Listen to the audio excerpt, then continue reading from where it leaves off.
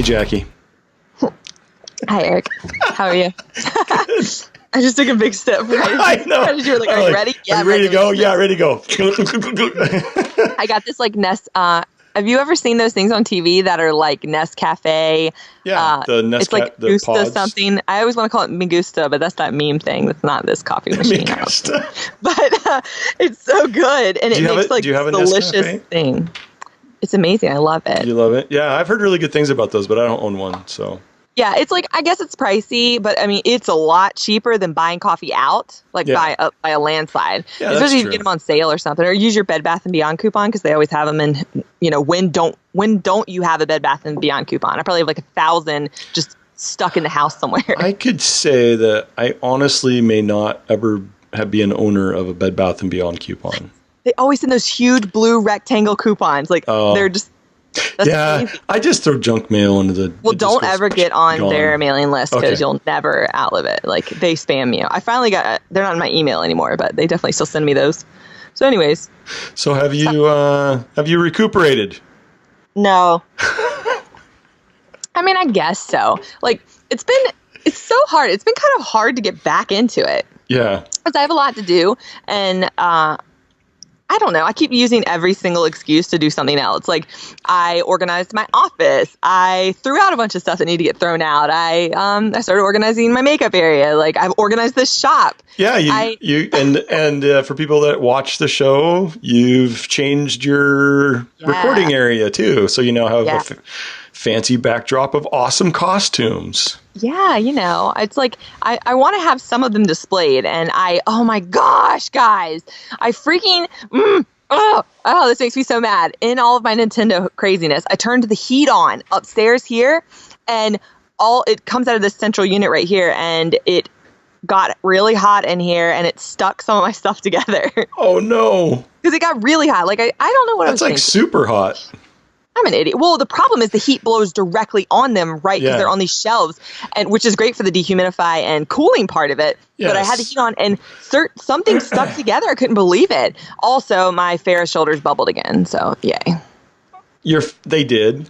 Yeah, I can't even live in. I am 5 seconds from lighting them on fire, and that's not a joke. Like, just to see. I mean, lighting them on fire might help the problem. I can't believe this. See, the problem is. Everybody knows, like, there's all these issues out there with, alcohol-based primer and resins, epoxy resins, and if you mess things up with curing things and blah, blah, blah, and yada, yada, whatever. I'm so mad about it. And I had them, like, sanded down. One of them's already painted, taped off, painted, and it bubbled? Yeah, they were right under the heater, and they bubbled. Oh, because of so it was the heat that caused them to bubble, and they didn't just... Yeah, which they happened... didn't just spontaneously bubble. Okay. Exactly, right. Yeah. Gotcha. Sorry, I should have said that, the heat. Gotcha. But it let me know that they weren't ready to be shipped. That, I'm glad... It's a catch-22, because, like, obviously, I hate life and don't want to touch them, because I'm so mad at them. They're the ugly children right now. They're in timeout in the corner. But at least I saw what was going to happen in shipping. Yeah. And I shouldn't have rushed beginning to put paint on them. I need to sand it all down, do one step at a time, because I messed up from the beginning, and I'm paying for the consequence. I'm paying for that. So what I have to do is sand it all down, let it cure. Wait. Do primer. Yeah, let the primer cure. Wait. Stop loading acrylic paint on top of this. It's just because you have time. So I have time. Start the process and just wait a day or two in between. Yeah. And you'll get there. Don't rush it. I know. But you know that, right? I do, but see, the problem is I take advantage of like a nice sunny day, and and you're like, I got to do it all. I just like those shoulders have been my biggest, like, I guess maybe the worst thing I've ever done, which is crazy. As far as time consuming. Yeah, as far as time consuming, mistakes made, and amateur level just BS, they're the worst. They're the smoothest, most pristine, beautiful looking things to me, but they are. Yeah. Such amateur hour. Like, I've caused myself so much work, and I'm just frustrated all around by it, because it's just I was really happy that they were finished because of the whole round last time with the bubbles. Well, because you already had the bubble issue, and before that, didn't you? Let's see, you had molding issues with those too, right? Yeah, I had a molding issue. Yeah, correct me if I'm wrong. I'm just trying to go from memory of what we've talked about before. Well, I originally you had to remold. You had to remold them, right? Well, I had to I don't remember. Oh, anyway. Yeah, that feels right. Anyway, you've done a lot of work on them. Wow, that's so funny you remember that. I don't. You've done a lot of work on them. Yeah, the final mold on them looks crazy though, and like one day I'll show people that because I am shocked that I got 4 shoulders out of this mold because it just looks like what the heck. So it looks crazy because it's so janky. You can't. It's janky. It was my first time doing like that 2-part, matrix mold thing, and I was like, yeah, whatever. Look at these boys doing these bolts and stuff. They don't need that. Oh, okay, Jackie. Which we talked about before. Oh, is that the one that you didn't put keys on? Is that what that was? Oh yeah, there's no keys on that for sure, but it also like doesn't really go together that well. But the helmet is such a nice it's so improved. It has bolts, it has like that whole center like wood section, and it has keys. It's just the helmet is great, and all 3 molds that have come out of the helmet mold are all the same. Well, here's the best part about all that though, because anytime you ever talk about your insane fails or your missteps or whatever, we always get feedback of like, Jackie, we're so happy that you have these problems because you're one of us. I appreciate that too. And not that I never have problems. I don't want to sound like I never have problems with my projects either, but I mean, I have just and Bill does too. I know a lot of people that do. Bill has had problems recently, and it's and you and I both have had this bubble problem. Still have a lot of people on the internet apparently, and because that's where I started reading about it. But it definitely nobody goes without fails, and I get better and better with every project, which is great. My taping skills were definitely better on my Nintendo project because of my taping fails on my Farah right before that you helped me with. I'm going to say this one time, and I am never going to talk about this product again because I hope they take it off the markets. But the green frog duct tape, the one that says multi-purpose. Yeah. If anybody ever puts that in front of me, I'm going to shoot it. I'm going to shoot it straight up. So you're not a fan of the frog paint? It's a nightmare. I use the delicate one, and I love it. It's wonderful. The yellow one, I bought the green one because it was an add-on, and it was cheaper on Amazon. Yeah. And I was like, oh yeah, let me try this. Oh my gosh, it 100% bled through every single spot, and I've been using that very careful like silicone rubbing tip, and I wasn't even the only person that put it on and it bled through. So that stuff is not for this purpose for me. So I've converted you to the yellow Tamiya tape. Is that what you're saying? Well, no, I used the yellow delicate frog tape, but I had Tamiya tape too. Oh, I didn't realize frog tape came in yellow as well. Yeah, it's the delicate, and that is the only one that didn't peel anything off. My Tamiya, unfortunately, still did have peel up. Really? Because I was on a deadline and things were being rushed. Oh, so stuff gotcha. The crazy thing is that the frog tape would actually let me rush it a little bit, which was really nice. Yeah. But it's the Tamiya is better for like, what we talked about, wherever I have to do those like complex curves, like really small spaces. And it's really, I bought like even little tiny millimeter Tamiya, and it's very handy. It goes on and creates like such a crisp line. I'm going to use it on all of these Farah pieces now that they're fully cured and I can tape them up. My other favorite thing about that is it has such a low profile. It's like, it's not thick at all. Yeah. And so when you have that line, it's like, it's barely even noticed, because the other types of tape, they seem like, we're talking millimeters or, sub-millimeters, just the actual like depth of the tape itself. And it just makes like really nice low profile lines is what I like about it the most. That's the way this frog tape in the delicate does. But the frog tape in the green is just like painter's tape. Painter's tape and that's got a thicker profile. Yeah. Yeah. I like the thinness of the Tamiya and the yellow tape. So that definitely helped. But I don't know. I've had a lot of fails lately. I'm not a good oh man, I don't even want to say that about myself because I feel like I've done a lot of really great things under pressure, personal greats. I'm not saying great amongst everybody else's, but I've had a lot of great personal successes under pressure. But lately I have had a lot of setbacks when trying to rush. So it's like, man, I'm having it can be a little discouraging, I have to say. Yeah, it definitely can be. You got to build that team. You need to somehow. I don't know. Yeah. I don't know. Because you live on a remote island, so I know I can't be not really a remote island, but on an island, Well, I mean, I'm too far away from talent to hire. Like, I needed to hire someone, and would have hired someone on this project. No, hands down, I would have maybe hired 2 people. Like that, and that's the reality of it. And you know how nice it is to be able to hire your friends. First off, that's amazing feeling to be like, I'm going to pay you. You're actually going to get paid. It's not a scam job. And I'm going to teach you well, and you're going to get to work on a cool project, and we get to hang out and laugh and do it together and work. Like, that's a great experience. So I want to be able to do that when I get a job. And I know all my friends are the same way. I see lots of people working together. So it's very frustrating to be here. And I just think that long term, it's not, if I want to continue doing this, it's not like a reality that I could be here. Yeah. And be in the field. Yeah, I get that. Even though being in the Seattle area, it's a lot more, closer to things, and there's a lot of really great builders in this area. But it's kind of the same thing. I have a lot of people ask me, "Hey, when are you gonna do this for a job?" And I'm just like, "Well, don't really live in the right area for it, And like I can fly on a whim anytime with my fly pass, but that doesn't help because it takes me 6 hours to get across the country. Yeah. It's still that whole day of travel, yeah, and then a day of travel back, and it's not convenient. So, it'd be one thing if I was, in Arizona and could hop over. That would be fine. Yeah, that's true. Good point. So. Yeah, that is one nice thing about being in Seattle. If I do need to go to LA, it's only like it's a 2 hour flight. Oh gosh, that's amazing. And there's so many commuter flights, it only costs like $130 round trip. Yeah, that's amazing. Yeah. Like that is Seattle's not even that's not even a problem. That's so convenient. So when I went to BlizzCon last year, the airfare was $130. It was $70 to park my car for 5 days. What? Wow. Yeah, I know. It was just like, you got to be kidding me. It's like, I couldn't believe how the ratio of like airfare to parking a car. Oh my gosh, that's a nightmare, dude. Yeah, Katsucon parking is really expensive too. Con parking, I guess, can be like that.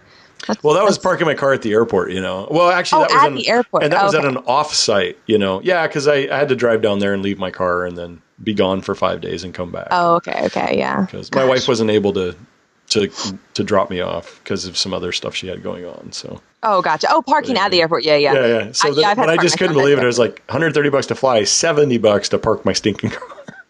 Yeah, dude. I know. That's rough. It's like that real estate's worth a lot of money. That's all I can say. Yeah, it is. So we know you we're both kind of in the middle of things winding down from big projects, but I know you have other projects going on.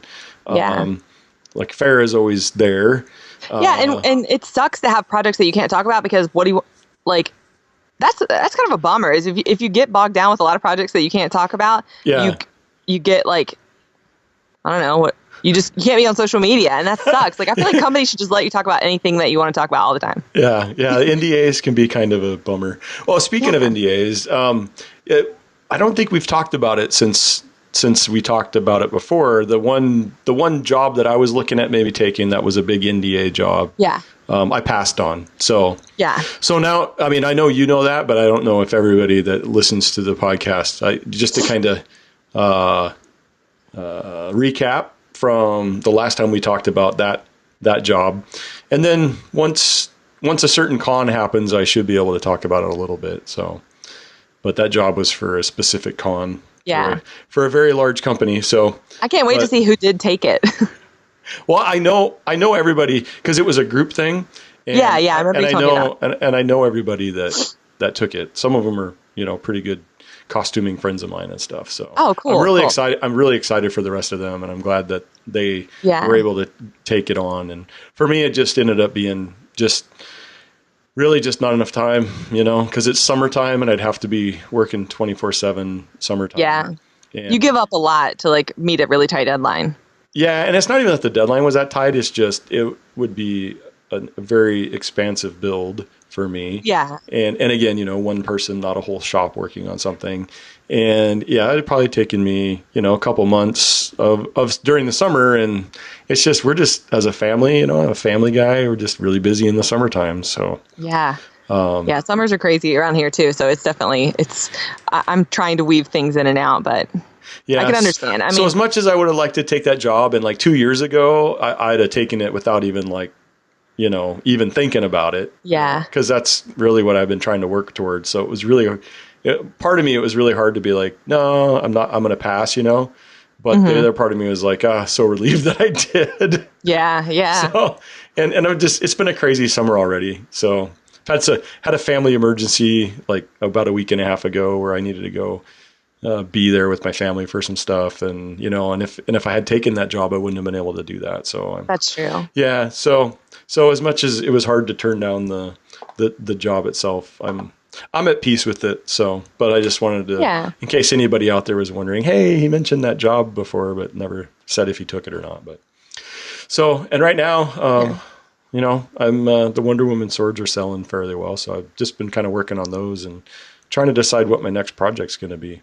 So yeah, I saw some of the there's a picture that's like going viral of Gal Gadot at San Diego Comic-Con, like talking to this little girl. Oh yeah, I saw that this morning. It's so cute. Like the director, I think of, I don't know, maybe that movie or another movie, like tweeted it out, and it was just such a precious moment. Like how like into the conversation she was with the little girl, and how Wonder Woman she is and stuff. So it's crazy.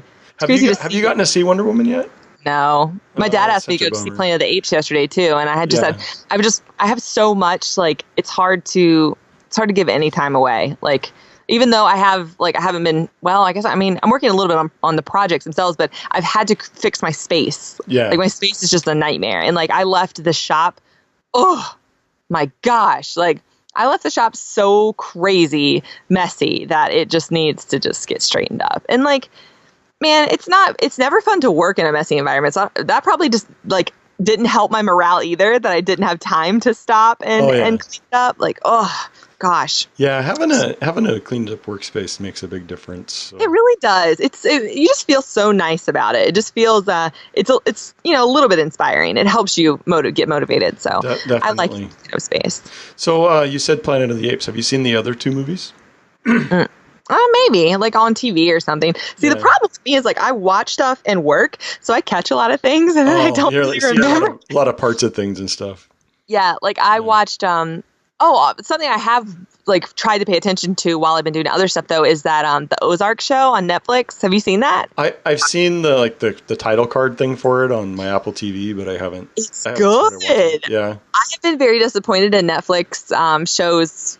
For like they were really good for a while, and then some of the recent ones I'm just like ugh, like it's so just like fodder, just like stuff just to watch, and like I haven't really loved it. Yeah, I think they have a different kind of tiers of shows too. Yeah, I guess so. And so this one was really good. I really liked it, and I gotta say, like my first name is Ruth, and it's really funny because in the glamour wrestling show, there's a Ruth, the main character. Have you watched Glow? Yeah, I watched it. I like that. I loved it. Yeah, and in this one, there's a Ruth again. Like, can we get a comeback? Like, oh yeah, coming all the way back from from 3000 BC. Like I can't believe it. I was like, why are people using Ruth all of a sudden? That's hilarious. That's funny. Yeah, I was going to ask you if you saw Glow yet because I thought it was pretty great. So I liked it. Yeah, I definitely did. I thought it was good.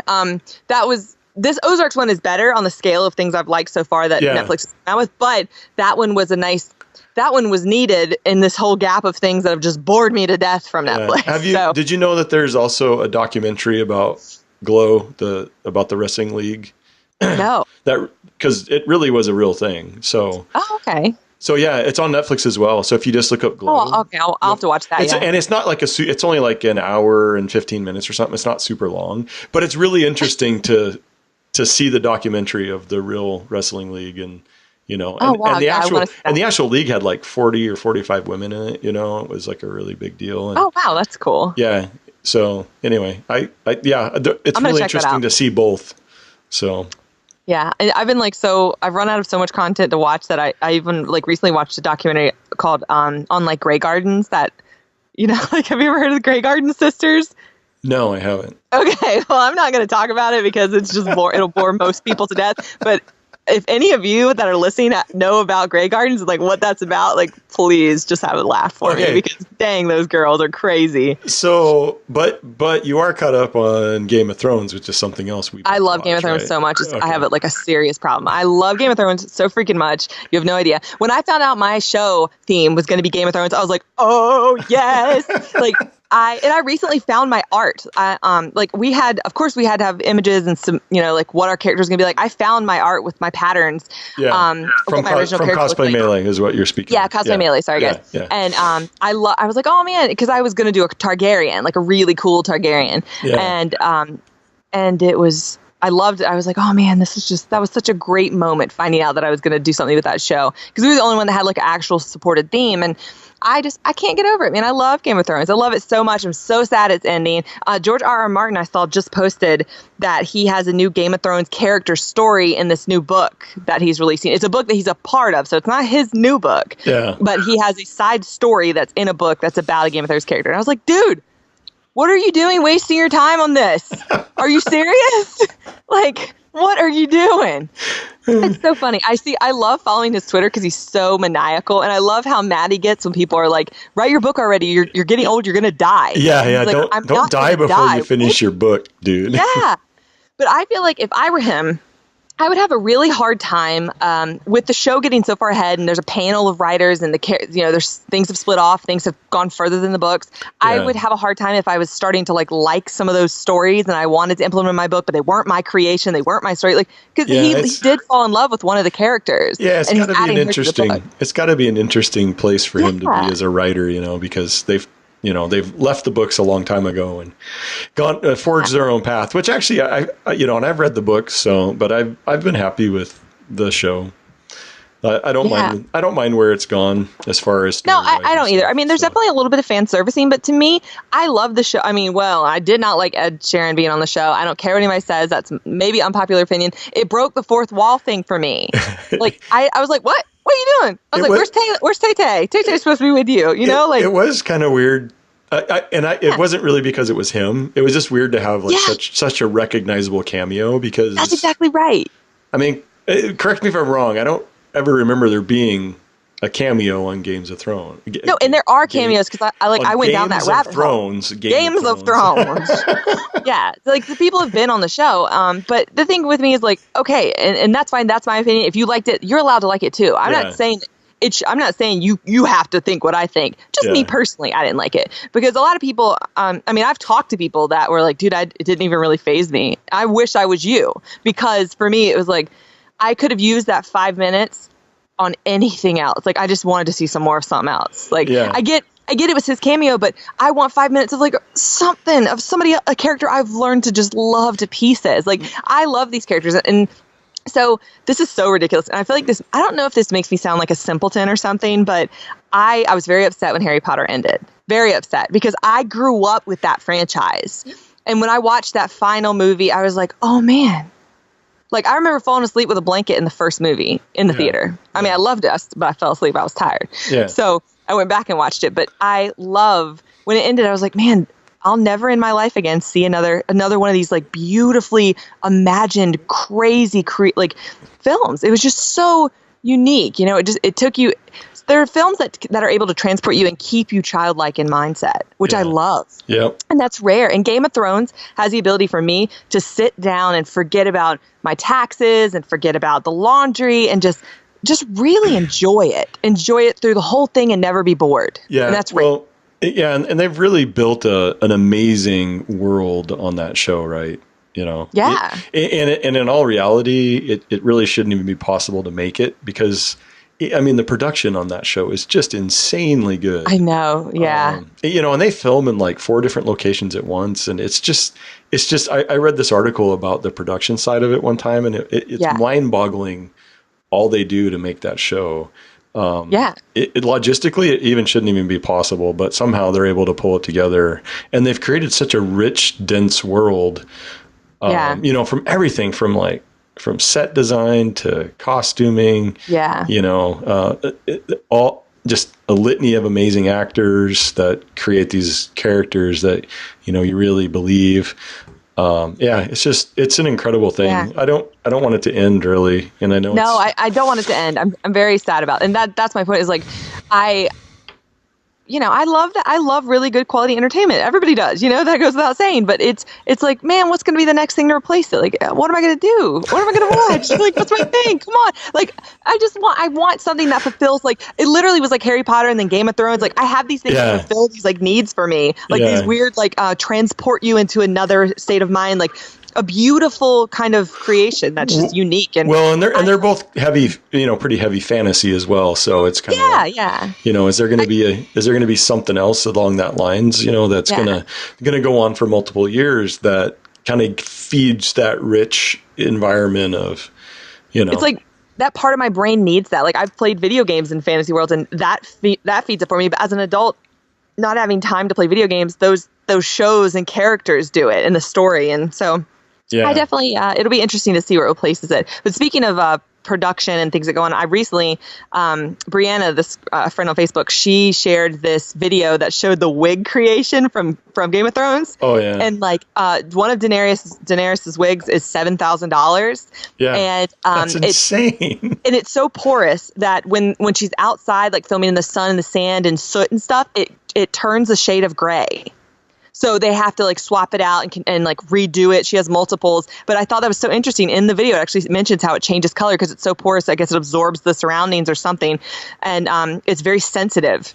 Weird. And you can see that there's one of the film, I guess one of the parts. I mean, where I think it's definitely when she's like with Khal Drogo, her hair looks almost silver. Yeah, and like that's how it is in the books. But that was like a lot of that was the actual wig changing, which I thought was so interesting. I'm going to look more into that just because I found it so entertaining. But they, a lot of the characters cut their own hair, like Arya cut her own hair, and Sansa, like she dyes hers. She's a light blonde naturally. She dyes it red. So a lot of them did that on their own. But it's just crazy to me how expensive these wigs are. It's like Beyonce level expensive. Yeah, well, some of the costuming is, I'm sure, extremely expensive as well. So. Oh yeah, I've watched some stuff on that too. How they like the embroidered lion. There's parts that you barely notice. Yeah, they're like on the back of somebody's wedding outfit. Maybe Joffrey. I don't remember. There's like 2 embroidered lions. They talked about like it's like 24 karat gold thread and like this crazy stuff. Like I had to like look for it. Did you notice all the so in the current episode? So it might be a little bit of a spoiler. I don't know, but Daenerys. She comes back, right? And she's on the beach.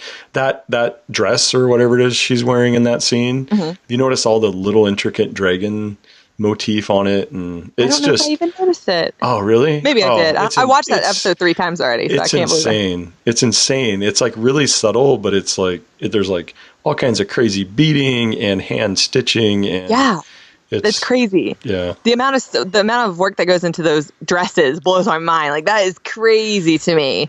But and the armor, I really like Jaime Lannister's armor. I loved that whole set. I thought that was so beautiful, and I love Cersei's her pauldrons, like her little shoulder like caplets, whatever. Oh, love them so much. I like that. I like that dress that Cersei wears that has all the little holes in it. Or they look like little holes that's like perforated or something. And I mean, I don't know exactly. Is it the one that she wears with those shoulders? Yeah, like that dress, I love that. Yeah, that dress is really cool. And actually, I like the, speaking of, how do you say his name? The singer dude, Sheehan? Oh, Ed Sheeran. Sharon, is it Sharon or Sheehan or what? Anyway. I don't know. Was he Lannister Army? Yeah, they're the. Is that right? Okay, yeah, the red guys. I don't know. I actually really like those armor sets too. Oh, I do too. Yeah, I really like that. I thought they were super nice. So I was like, man, he's probably so excited that he got to wear that. Like that day, he was like, yeah, I feel so cool. Like that just looked so cool. Oh, that reminds me. I've watched. Speaking of armor and like, I mean, a lot of those things are like actual metal. Yeah. I watched an interview with one of the actors with. Gosh, I'm so bad. I've read these books and I still can't remember certain characters' names. But it's crazy. I'll know like all these facts about them, but I can't. Well, it's not like there's 140 characters or something. I know. I'm just terrible with names in general. But the guy, that's brought back the red, or the Lord of Light brings it back. He's got the eye. The Hound? Missing eye. No, not the Hound. No, the one but the Hound knows him. Like the Hound actually witnessed him be brought back. The guy that's with the Hound right now with the. Okay, yeah. Yeah. So I don't remember his name either. Start with a B. Gosh, I wish I could remember his name. That's killing me. So anyways, he talked about how like that scene in the cave, it was really hot where they were, and they had to like pour ice buckets, like ice or bottles with ice and iced water down the backs of like the armor they were wearing, like lift the armor up, like pour it down, and like steam would come out. I thought that was crazy. I was like, oh my gosh, like people say, an actor obviously has a pretty great life, and I'm not going to knock that. I'm not going to downplay that, but dang. that's commitment. You know, they were probably on the brink of like dehydration, passing out. They had to stop. It was only like a minute and a half. It was the fight scene, like I guess where they were fighting. Yeah. And it had taken a couple of times. A couple seasons ago. Well, was it's old. Yeah. So I thought that was really interesting that they had to do that so many times. But hey, I've done that in foam armor. You know, just pour some water. Yeah, dude. You ever done that? It feels so good. Or get some ice and just drop some ice in there. I mean, you're all nasty, sweaty anyway, so it doesn't matter, you know. Yeah, it doesn't. Yeah, it's already wet and clammy, so whatever. Just get cooled. Yeah, I thought it was. I saw Adam Savage posted that he was wearing that like the King Arthur. Yeah, sorry. The armor set he had made that was Arthur from Excalibur, the movie Excalibur. Yeah, and what's his name? Something English is his last name. Terry English. Terry English. He's the one that made it, and I was like, dude. Why? Why did you choose that? Like, I get why you love the character and why you choose it, but like, I would have been on fire, like so hot under all that metal. Did you watch that whole video? I'm like halfway through. Oh yeah, it's pretty cool. It's pretty cool. Does he get hot? He actually said it's one of the more comfortable. Okay, then like the spacesuit seemed obscenely hot to me. Yeah. Well, I think the thing with the armor is there's a lot of vents in it. Because it's real armor, and it's super lightweight because it's made out of aluminum. And that's true. And he's not in. See, my thing was like if he was walking outside and in the sun's reflecting, like heating it like aluminum foil in an oven kind of thing. Yeah. But he's inside, so I guess it's not that bad. Yeah. Was it Terry English? Is that what we said his name was? Yeah, Terry English. Yeah. You know what else armor he is also famous for, right? Is it? I don't. Does he say in the video? No, he doesn't. Which I'm kind of surprised, but he handmade all of the armor for the Colonial Marines in Aliens, the second. Oh, okay. So, which is a big, huge favorite film of mine. So. Oh, anyway. Okay.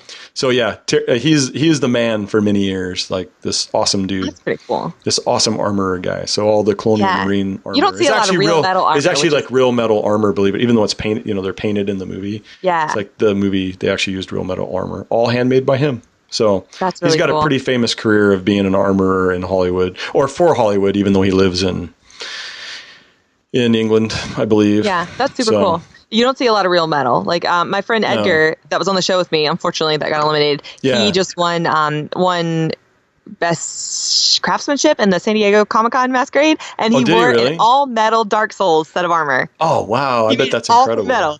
Yeah, and I saw like his progress and stuff, and seeing it all together, it was so cool. I was like, dude, I can't believe that. Like, you just don't see people do that very often. I think Dark. Oh, go ahead. No, you go ahead. Oh, I was going to say, I think Dark Souls has some of the craziest armor designs of anything. Oh my gosh, yes. They've got this like weird fat suit that's a metal fat suit. It's like they show like a small character on the inside, but it's like supposed to be this like, I don't know, Buddha style, like crazy fat armor. I was like, man, that's so cool. Like, I don't know how one would make that, but I love it.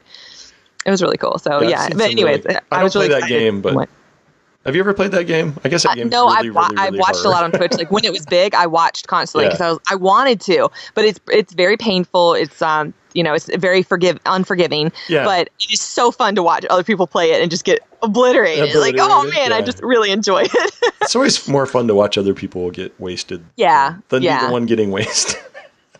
Yeah, I'd be really unhappy if I was just dying over and over, which I would be. So, and then I'd get frustrated. But anyways, yeah, that was really cool. Seeing real metal is definitely a special thing. That's why with my Braveheart line, I wanted to branch out and like mix the medium and do real metal. And I have, obviously it's not the same as sheet metal, not at all. And I worked with that little tiny bit of sheet metal. I cut out of Edgar's leftover metal and hammered on an anvil and put on my chest plate on the show. Like that was enough for me, dude. Yeah. Like I was just like, this is crazy. That's a whole nother set of skills that just takes. I mean, talk about taking like years to master and really be proficient at it, Yeah. I think it would be fun at some point. Like if I ever made Cersei shoulders, like I would like to actually try, because that's a nice small commitment. Yeah, exactly. And that would be a fun thing to really just put, if I had the free time to just commit to making those as accurate as I could and make like the molds that you go underneath and hammer in or whatever. Yeah. Like, oh, it's cool. I would really enjoy that. Yeah. So speaking of Adam Savage and his cosplay walk at San Diego Comic-Con, that's going on right now. Last day of it. Yeah, last day. So I've seen some pretty cool stuff coming out of there. What you seen anything that besides Adam's cool suit of armor? Things being posted that I really liked the Lich King at the Ice Cream Citadel and the Doomfist that Henchman Studios made.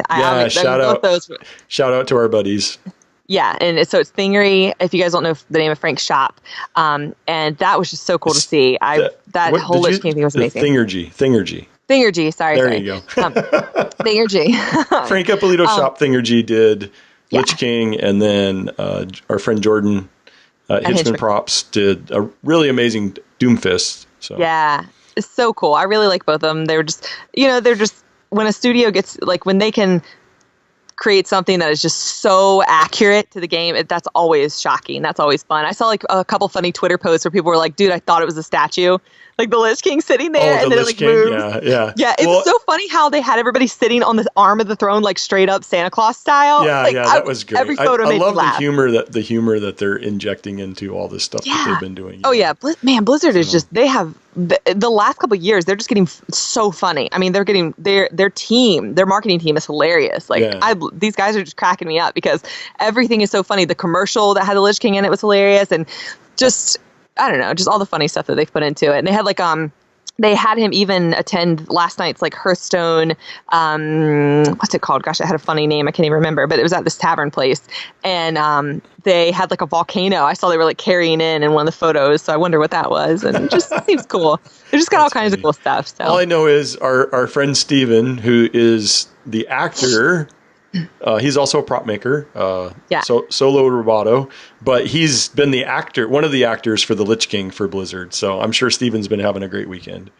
So, and they have like the whole ice cream shop set up, and they're doing free ice cream from the Lich King, and that's crazy to me, man. Like they're just, I don't know. That company really goes above and beyond. I cannot imagine what like their marketing budget is. It's just insane, right? Gosh, yeah, I cannot imagine. Like that just seems crazy to me to even think about. But they take really good care of their people too. I'm sure Steven was very well taken care of. They're just a nice group of, they're a nice company to work for. So that's crazy. But I saw they had two Frostborns by the table. I guess they had like their actual, like the one they have from Weta that you could buy. Yeah, like their replica Frostborn. And then the one that Alicia made with, they made, but Alicia made, and y'all's Frostborn. Yeah. I think, the one that Frank's company made is definitely a lot bigger than Alicia's because it scaled to him to Steven's size, whereas Alicia, when Alicia and I made hers, we scaled it to her size, So. Yeah, exactly. Yeah. So there's definitely some size difference in the two, but so crazy. That costume looks amazing. They did an incredible It was amazing. job. I loved it. It was such a pretty costume, or pretty to me because it's all shiny and the finish is great. But it was very true to the character. Cool. It was crazy to watch. Those of you that haven't seen it yet on tested.com, they have the video of like how the costume's made. And Eric and I were talking right before we started recording, and dude, like what is all I had to say to like half that stuff. I was just like, oh my gosh. I was trying to think it through. If it was just me, like I just finished this job and I was like, oh, if that was just me, what would I do? And I was like, nope, wouldn't do that. Nope, don't know how to do that. That's what was crazy was they did some processes that I had never even heard of before. So and that's so cool to work in a shop where like everybody's constantly thinking of all these new things and looking up new things. So it's innovative. You're always going to have new techniques come out of a brain place like that, a place with just, the chugging brain machine coming up with the best ways to do things. I love that. Yeah, the whole for their final armor, it apparently was a type of spray-on bed liner, which I thought was just an insane idea, but a really cool idea because they had molds, so they just sprayed the rubber. I'm just going to call it rubber because it has a specific name, but sprayed the rubber into the molds, to a certain thickness, and then you have like these really durable rubber pieces that can be painted, so they're probably somewhat lightweight too, and obviously durable. He used that chrome method that we talked about with Ted. Is that what that's one of them? Yeah, talking about. Yeah, I was like, dude, that's amazing. So I was like, wow, that's crazy. I never even thought of using like a hard rubber spray in for molds. Yeah, that's cool. So supposedly they're supposed to have more episodes on Tested about how they, cool. specifics of how they made the armor. So I'm interested in seeing more of that process, because it's like I'd never heard of that process before. So did I saw the like the electronics coming out of the Frostmourne? Did theirs smoke? It on the one episode towards the end, it smokes a little bit, but I don't know if they were okay. It didn't have a photo. It didn't like have the output that the one I built for Alicia had, so I don't know if maybe they were having technical glitches or what. But I don't know. Hopefully they'll go over that. So they did. So it does smoke at some point, but I don't know. Okay. I don't know. Like I said, there wasn't much. They don't really show it much, so I'm assuming that maybe if they didn't show it much, maybe they were having some problems with it or something. That's just my assumption. Maybe it was working fine and they just didn't take the time to really show it off. But yeah. Well, it looks really cool. I was definitely a really the whole setup. The Ice Cream Citadel that's like Lich King's one of my favorite characters. I just enjoyed the lore. I love the whole story. Well, and you've cosplayed the Lich King. Yeah, it was my very first set of armor. And obviously my Lich King, which is behind me on the upper shelf, is nothing like that Lich King. Oh, so the way upper shelf up there, the darker gray with the gold trim, that's all Lich King stuff. Yeah, well, most of it. There's pieces out there. But I sold the helmet. Did you really? Yeah, off my table at a con. Really? Somebody's like, hey, I really want that. Yeah, I was like, yeah, okay. Yeah, okay, what do you want for it? All right, well, I'll pay you that. I'd only worn it one time, too, which is so funny. Because I made the helmet way after I had made the costume, like a year after, I think. So it took me, because, I don't know, just like you get, after you finish a costume, you get tired of it, so you're ready to move on. But that costume has been worn 16 times. Wow, 16? And and it doesn't really... That's crazy. It's never really had repairs. Yeah. Because I worked, because it was my first, I lost my mind and just went nuts. And it is just like so hardcore reinforced. Yeah. I think I had one strap pop across the back a long time ago. And that was like the only time that's ever happened. And now I add Chicago screws and things like that. And everything's like double reinforced. But that is such a testament to, how hardcore a costume can be if you need it to be. Spikes have been ripped off as it's gone through the scanner in TSA, and they've had to get glued back together, but nothing of my doing. Like, it's just been kind of battered. Yeah. So that's funny though. I know it's shaped for the female body, but I totally want to wear it. Oh, it's been on a guy too. Like I put it on. Yeah, I did a little speech at my local high school, and I asked the audience. I was like, "Anybody want to try it on?" And believe it or not, those shy kids. Somebody actually was like, "Yeah," and he let me strap it. And I just wanted to show him like how easy it is, and how it's just so funny. But that was a fun one to make. It's such a fun character. So it was when I started picking, it was my natural choice. Like I got server first Lich King, back in the day, and it was just something that just. I don't know, like, of course I'm going to do Lich King. And Varian, same thing, because of their storyline, like, with Arthas. Yeah. So, I pick characters because they really, most of the time, mean something to me, but I am, more lately, I just pick it because I really like the art. Oh, yeah? Yeah. It's a good thing that you brought that question up, because I actually think that's a question that I've received a few times that, people have asked us to answer on the show, which is, like, how do you go about deciding, what you're going to do? Yeah. So. Yeah. So, lately, it's just whatever. My Farah is 100% because I love that skin. Yeah. I love the Thunderbird Farah. I love the art. I love both color skins, like the Rain Dancer and the Thunderbird. But I really enjoy this. And I got to meet the guy that designed it. Or it's a team of people, technically. There's like a head designer. But there's like a person in charge, right? And so that was really, that was cool. I just think it's so colorful and it's different and it's big. Yeah. She's big, but she still is very clearly, a feminine form and a woman. And I love the Native American aspect, which it makes me a little nervous to paint my face and even hit that mark. But I love the character. I want to do the just use your normal face, do your makeup. And exactly. I'm not going to darken myself. I'm so used. I'm going to be myself. And it's just like, if I'm tan, it's because it's the end of the summer. I've gone to the beach and I'm tan. Because you're tan. Yeah. Exactly. Well, I'm a little nervous about my Lando costume too, because I'm going to be doing, it's Lando skiff guard. So, I'm not going to tan myself or anything. I'll just be a ginger dude that's Lando.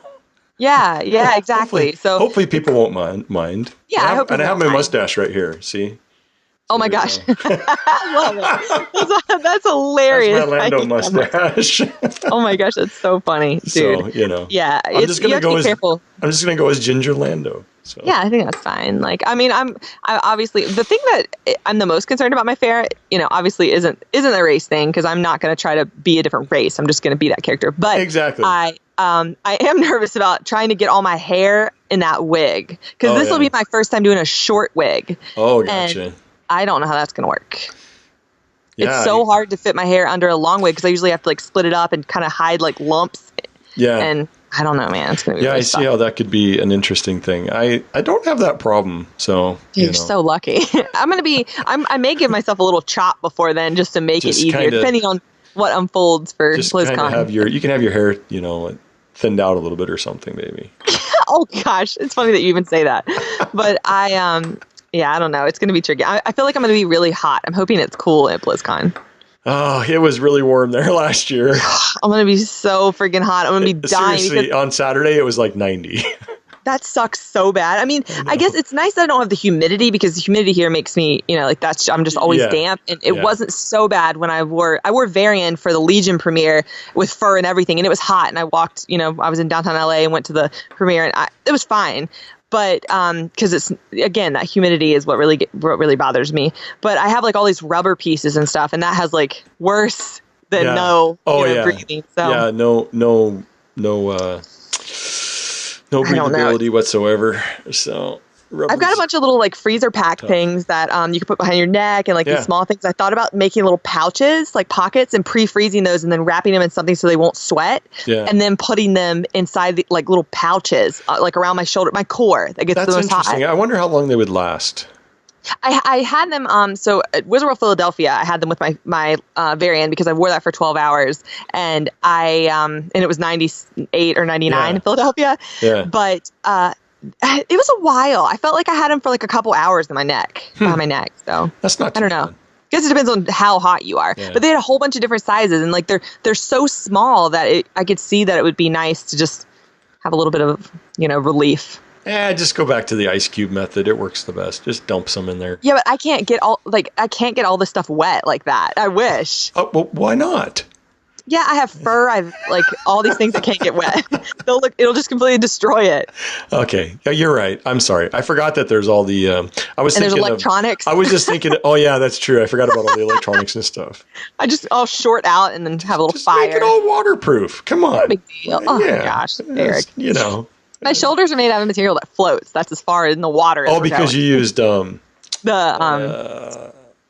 my gosh, Featherlight. Featherlight, yeah. I'm like, looking right at it. That word? I'm like trying to think of super light. No, that's not right. Yeah, they're super light, though, which is nice. They're really light. They're just the worst shape. You know, they're so clunky. I got like a big roll of upholstery foam to pad out the insides to have them like sit right and stuff. So I'm excited to have it, because I always have done awkward, weird, big shoulders, and I have a couple different ways I like to suspend them. Yeah. And these, I'm excited because I'm going to have such freedom suspending them, because there's no weight for a change. Like, not weight like these, you know? Yeah, I gotcha. So, yeah, that's always, I really, really hate pauldrons. Yeah, they can be, they can be a pain. It just the fitment of them. I mean, it doesn't matter what size they are. They can be even small, and it's just like, it's like the most awkward, hardest thing to make work with armor. You know? Yeah. And to make look good when you move, or it's like when in a video they're like, swing your sword, or do this, and it's like, I can only move this far. Yeah, or it looks really dumb when you do lift your arms. Yeah, exactly. Like, you don't see Cersei lifting her arms with those little things on. Like, she's not. And Jaime Lannister, they're not. Like, there's a reason. And a lot of movie companies, they'll have like certain sets or pieces that are made for action stuff that isn't. That aren't made for like the sitting still stuff. So it is hard. Practicality is a really hard part about like cosplay or prop making for like people that are doing promotional walkarounds. It's tricky. It's definitely tricky. That's something that I feel like I'm pretty good at making things function and be comfortable, mainly because I'm not very happy or nice when I'm uncomfortable, and I have no choice but to find a way to make it comfortable, or I won't be pleasant to be around. You know, this is true. I have a hard time believing that you wouldn't be pleasant to be around, though. Well, if something's just like pinching your butt or pinching your back or pinching your boob or pinching your armpit. Yeah, it does make for a crabby day, definitely. Yeah, there's nothing like high heels though. They're the worst. I was going to say, sorry. I was going to say probably the biggest thing for me is, what are you doing? I knocked it back. I kicked it. I kicked the camera. Sorry, guys. Oh, gosh. Is your camera like on a different stand? Yeah, it's on a stand behind me. Oh, interesting. Wait. In front of me. In front of you. Why did I say behind me? It doesn't even make any sense. Yeah, I kicked it. I straight up stretched my leg out and just like wailed on it. Yeah, so I was going to say, as much as I dislike patterning armor, I think I dislike the fitment and making everything work just as much.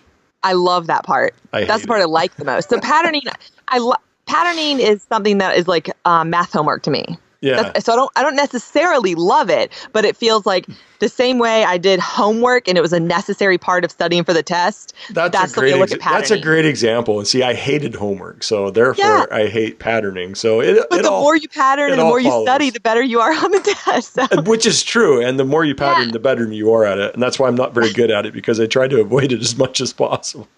Yeah, well, I mean, but I'm sure you say you're not good at it, but you're probably better than a lot of people just because of your natural ability to make awesome things. Unless you sculpt everything. Do you sculpt most things? No.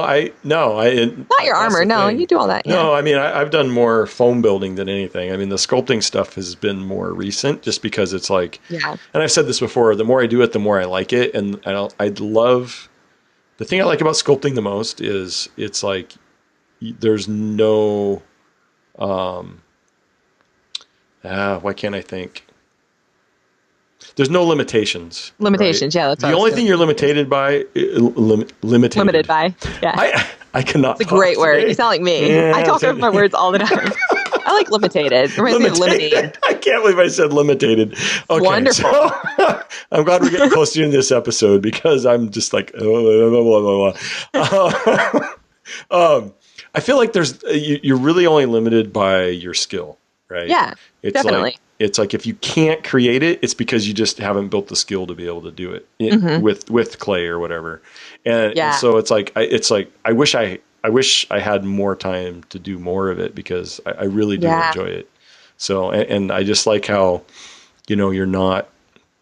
It's like, when you do foam or you do Warbler or you do other types of plastic like Sintra, they all have something that makes they want to fight back. Your hands can only push them so many ways. Yeah, they do, and they all have limitations as far as so Sintra looks great, makes good cuts, is really good for hard edge lines, but not necessarily the best thing for making nice rounded soft objects, right? So heck no. So that's a limitation of Sintra, right? And foam, you can make just about anything out of it, but it's you don't always have the best lines. It's not always the perfect thing for whatever. And I just feel like with clay, you can make it whatever you want it to be, and you're not held back by the material. So I agree. Yeah. Clay is definitely freeing, but I've discovered there are certain types of clay that I feel like are that do have limitations for me, because they're messy. Like the super soft ones, oh my gosh, I spend so much time getting them off my hands or getting off the tool, or I have the super soft Sculptex, which is like the Reynolds version of sulfur free clay, and it's great for certain purposes. Like if you really just need to do a little ball and fill something for a molding right before a mold. Oh my gosh, it smooths so well. It's really nice. Yeah. But it if your hands start to get hot, or if you're in a warm room, it's a hot mess, dude. It's crazy. I got it all over my I couldn't get it off of my hands when I would try to smooth it. I would just keep picking it up. And wow, I haven't worked with anything that soft before, and really the only thing I've worked with is medium monster clay. That's it. I haven't worked with any other clays yet. Okay, so I think I have soft monster clay and then soft Sculptex, and they are not the same. I have Chavant too. Every time somebody recommends something to me, I buy it. And I think it's the Chavant is the red. I have one that's the reddish one, not the brown that's the monster clay. Yeah, I think that's Chavant, the reddish. Okay, well, that one is the one I dislike the most. Yeah, I've heard very conflicting things about Chavant. So some people seem to really love it. For me, it's great for monstery stuff. If you're doing skin texture or anything that you want a texture on. If you need something to be glass smooth before you mold it, dude, that's not for me. Not the one. It like crumbles, or that's the only way I can explain it. Is it just kind of like crumbles when you interesting. Yeah, I don't know much about the clays because I'm not like a super. Oh, before I completely forgot we didn't give a shout out to Will Morgan. He also had a really awesome thing at Comic-Con. Oh yeah, Will our buddy WM Armory. The clay stuff got me thinking because he recommended this smoothing kidney bean tool that's my gut. It's like my savior. Like, why haven't I been using that? Is that worth having? I need to get one. Yeah, like what the heck, dude? Why? It was like $6 or something. Yeah, so Will's been working on the team with the team that's been working on Star Trek Discovery, the new Star Trek TV show, and they've had all kinds of crazy, awesome suits and cool. It gives me chills. Amazing. The Lich King and the Doomfist were awesome, but like this is different. This is not the same as that. It's like. I don't even know how to describe that. I think it's like, is it supposed to be a Klingon? That one that he posted that's like got all like the vents and the shoulders and like the crazy, like, it looks like scale. Yeah, the crazy, like almost biomorphic looking suit. So crazy. With the weird face. And I want that so bad. Yeah, it's insane. The amount of detail on that thing is just like blowing my mind. Is it a costume or is it a statue? It's a costume. Yeah, like, dude, what? Because you can see it in the trailer. They have a trailer for it. Oh, I haven't watched the trailer. It shows up like it's like you barely get a glimpse of it though, and it's really dark. But it's at the very end of the trailer they showed. Oh my god! So it is so crazy. I can't believe someone I look at that and I'm shocked that was like made with someone's hands. Yeah. Well, and like I said, I mean, he was one of a team of people that worked on. Well, yeah. But still, but the fact that studio work, it's not cosplay, obviously, but it's still remarkable when you see that moment of like. Whoa. Well, the thing that's kind of surprising me, maybe it shouldn't because you have examples of like we've been raving about all the costuming on Game of Thrones, which is not a movie, but is treated like a movie, and it really seems to me like CBS is just throwing a boatload, maybe I should say a starship full of money. Oh, you did it. at this new series, because you look at the costuming that's coming out, the designs and the costuming, and it's beyond feature film. It's like some of the stuff, it's like better than what you see in feature films. And, feature films kind of considered like the pinnacle of costuming, right? And even just the Starfleet uniforms from that show are insanely detailed, and perfectly made. And it's just, I'm really excited just for the costuming alone for that show. Hopefully, the show itself would be cool too. Yeah. Speaking of which, did you see they host that debate thing SyFy does every year? It's like a nerd debate thing, and Adam Savage was on it, and John Barrowman, a few other people, and it was like, if you had to get rid of Star Wars or Star Trek, what franchise would you get rid of and why? Yeah. And John Barrowman gave like an answer about like, no, you need both, all that kind of thing or something. And then Adam Savage is like, well, I would get rid of Star Trek, and it's because they produce like a utopian kind of, they're always like grandizing this like beautiful kind of what the world or what Earth is going to end up like, and it's like a utopia. And then Star Wars is a dystopia, and it's more realistic about like what kids should expect in life.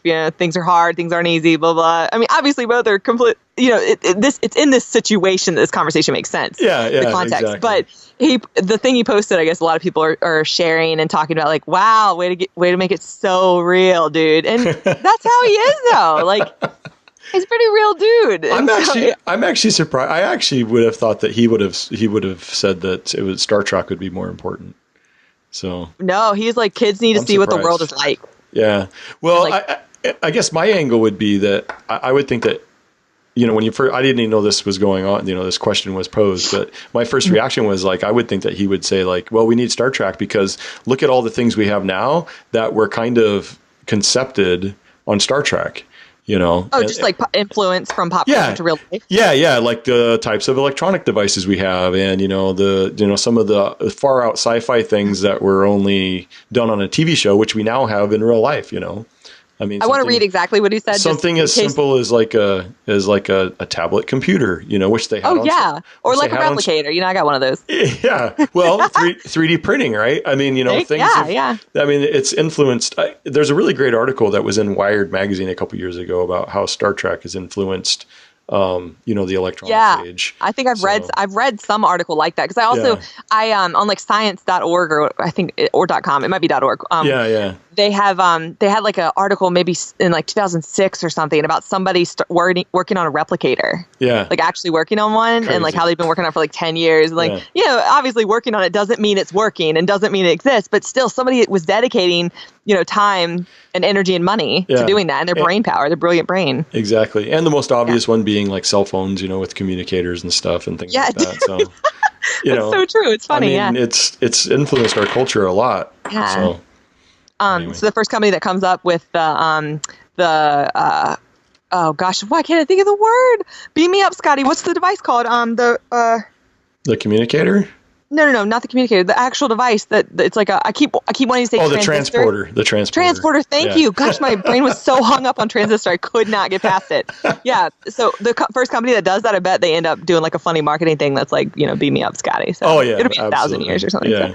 So. But I want to read the thing that he said, just because a lot of people will, may not Google it. And I wanted to mention. So he said, Star Trek lures you into a false sense of positivity that the world can be a utopia, and recent events have proven it cannot. Star Wars' dystopic vision is far more realistic and prepares our children for their future. Oh yeah. I can't necessarily disagree with that. I don't disagree, but I was like, dang! Like, he's so funny. I mean, I think it's, Adam Savage has been very controversial lately because in the last year, he's been very open about politics and his views and his because he's gotten away from Mythbusters, so he can share his personal views a little more and stuff. So and he lost. I remember on his podcast he mentioned how he lost 16,000 followers because he posted some racy thing that I don't care what he says about it.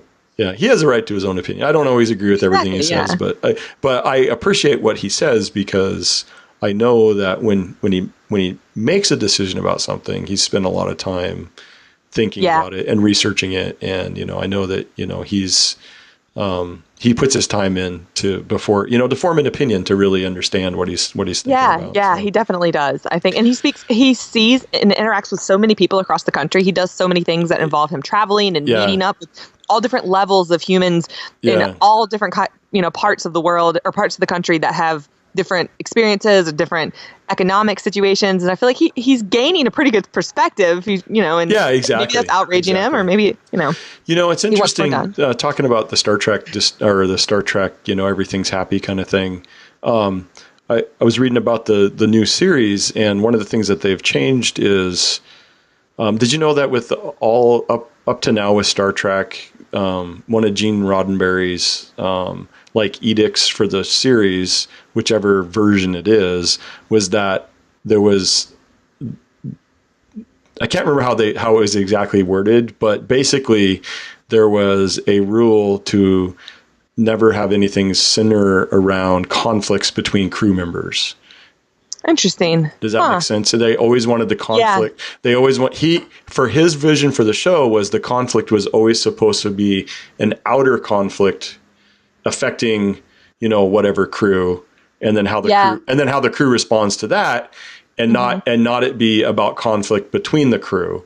And so that's one of the things for the new show that they've changed, is that they're basically lifting that ban, which I find interesting. So hopefully that is interesting. It won't turn into a soap opera. Yeah, it was a very family friendly kind of. I love it. So, The Next Generation is definitely my favorite, and I've watched mine as well. I love it. I've watched so many episodes, multiple times, and I will say that it's funny that you say that, because occasionally there was conflict, but not conflict hardcore. Like Wesley Crusher would, he had conflict with his mom, but that was it was parent and son. As far as amongst the crewmates, you're right. I don't really think about a lot of that, individual with parent. And that's because there's always been that rule from, the vision of the creator that not that it didn't exist, but it was never to be a central part of whatever episode, that it was, more of a periphery thing. And maybe they touched on it a little bit, but it was never to But you're right, though, about the crewmate thing. If that holds true, I'm going to look it up, because if it actually does say something about the crew part, there's all this family problem. There's a lot with, you remember, oh gosh, Captain Picard and oh my gosh, Deanna Troy, her mother. You remember all that drama? Oh yeah. Gosh, there was so many funny, like all family. And so there is with like individual people and like outsourced, but still that's an outside source, right? Exactly, and it was within a family, and it was always resolved, but it was never so much as like the crew hating each other, the crew drama with the crew stuff. So it always felt really, really positive and really happy. Well, and I think that's what what he was trying to support was that, hey, the idea of a team coming together and fixing something together instead of it falling apart and not being able to handle the common goal or whatever. I mean, I'm obviously not like a huge massive Star Trek nerd, and I mean that in a loving way, because so I'm not. But that was something that I had never read before or even heard before. As a casual Star Trek fan, and I just thought it was interesting that was something that they were going to get rid of for the new show. So it could be interesting. Yeah. But overall, I'm excited to see Star Trek come back though. So. Yeah, me too. I never got into Becca, my friend. You guys know Becca Noel. She loves oh gosh, I hope it's Voyager. Well, I know 7 of 9. Is 7 of 9 from Voyager? Yeah. Oh gosh, thank goodness. Okay. I stopped watching after Next Generation. Like I didn't watch any of the later ones. Like I watched the old Star Trek because of my dad, and then Next Generation because I grew up and I liked it at that time when I was young. And I watched like a little bit of later ones, but not enough to fall in love with the characters. But like she loves Voyager, and she keeps she's recommended it to me so many times. And I don't know. I think maybe I should check it out, but it was hard for me to get back into that mindset of, you have to think about those shows for what they are. Like I can still watch Next Generation now because it's nostalgic, but it's definitely dated. It definitely is doesn't have any like controversial points of like today's TV shows, and there's no sex or anything like that. So but we haven't, as a family, we haven't gotten to the Next Generation yet. But my wife and daughters and I have been watching the original series. Oh, that's cool. And we're about halfway. That has controversy actually on its own, because how about that the kiss? Who was the black actress that kissed William Shatner? In that famously controversial episode, like it was like so forward thinking before its time, I know that sounds crazy to even say forward thinking. Was it maybe Eartha Kitt? I can't remember for sure. I don't know. I saw a little documentary about things like that recently, and that made me want to go back and rewatch it. Yeah. I was like, dang, William Shatner. Well, I'll tell you what, because I watched it as a kid. My dad used to watch it. And I was always kind of bored by it as a child, I was because I was of the Star Wars generation, and I didn't really understand Star Trek, and I didn't understand, that it wasn't. As a kid, I always thought of Star Trek as being kind of a really bad ripoff of Star Wars. That's how uneducated I was as far as that kind of stuff goes, right? And so it would be on, and, I would watch it with my dad, but I never really understood it or really even liked it all that much. But I always really liked The Next Generation. I watched that from day one that it started. It was my term that I like to use, appointment TV. Oh my gosh. Me, for many years before, that was even before DVRs and stuff, So, I mean, that was like I watched every episode from the time it started to when it ended. I enjoyed Voyager quite a bit. I watched Deep Space Nine for a couple seasons, but I don't think I finished Deep Space Nine. And then the one with Scott Bakula, Enterprise, I think I watched like... Oh, wow, yeah. I think I watched like 2 episodes of that, and that was about it. It just never really did anything for me. I'm going to have to binge them all now just because. Yeah. So, but with the original series, it really... watching it, through the eyes of a grown adult now, instead of just like however young I was at the time. It's got some really great writing, and Spock is vicious. Oh my gosh! Oh wow! Now that's funny to even hear. Like I have to watch it now. He almost every episode, because of his logical mind and the way he thinks and the way he delivers lines, he burns somebody like every episode. It's so hilarious. And as a kid, I would have never noticed that. I never noticed it either. As an adult, I never noticed it either, and it cracks me up. Spock is like my favorite character because he is so funny, and it's not because he's like a clown funny. He's like the king of sick burns. Oh man, I've got to go back and watch that. That makes me excited. Oh, yeah. 'Cause I love that character, but I have different memories of like what because I didn't pay that much attention to it. Like whenever I would watch it on reruns on TV and stuff. So I'm gonna have to check it out. Yeah, so that's something that really just has shocked me watching it. For really watching it from the first episode on, and taking the time to really watch it and stuff. It's just like. I really enjoy the characters on the show, but Spock's my favorite because he just, oh man, it just cracks me up. Oh my gosh, that's so fun. I always feel like, just segueing, I know we're probably at a wrapping up point, but since this is kind of a pop culture episode, we can talk about this last little bit too. Well, we could just keep going and split it into 2 episodes too, so. That's true, yeah.